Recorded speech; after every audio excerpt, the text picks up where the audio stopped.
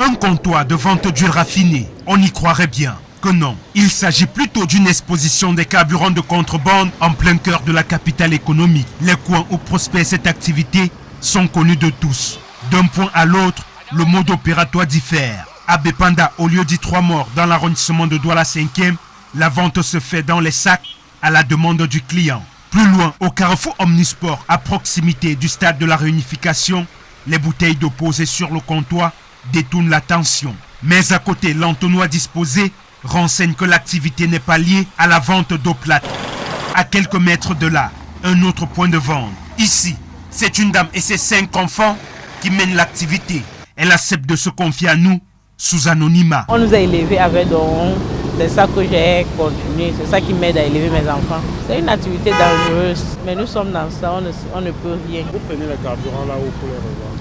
On n'a pas un endroit fixe, donc un peu de partout. Parce que ça vient de Limbé. Oui, il y a une personne qui nous apporte ça et puis on va chercher. Dans ces échoppes, les prix sont nettement inférieurs à ceux pratiqués dans les stations-service, ce qui fait courir les automobilistes. On vend le litre de carburant à 750. Un litre et demi, c'est 1100 francs. Ce qui m'encourage à acheter au carburant, personnellement, c'est le coût.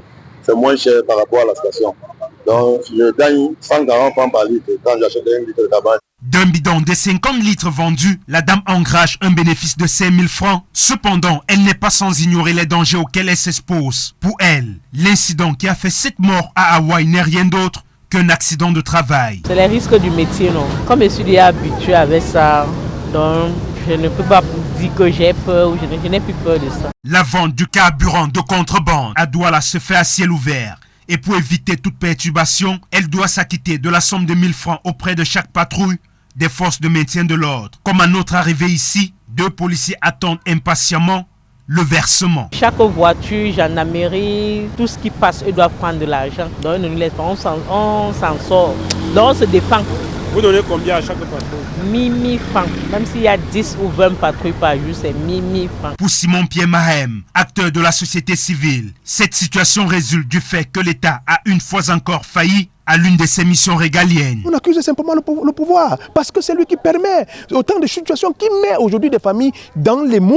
Parce que chaque fois où on va toujours se retrouver dans des problèmes, on va toujours estimer que non, ce sont des personnes qui sont ceci, mais c'est parce que le pouvoir a laissé se faire. Et voilà pourquoi aujourd'hui, on se retrouve dans des circonstances dramatiques comme celles que vous avez vues. Outre les risques liés à l'inflammation de ce liquide, les spécialistes de la santé soulignent plusieurs maladies auxquelles s'exposent les personnes qui manipulent ces produits à l'avenir. Des cas de cancer des voies respiratoires notamment.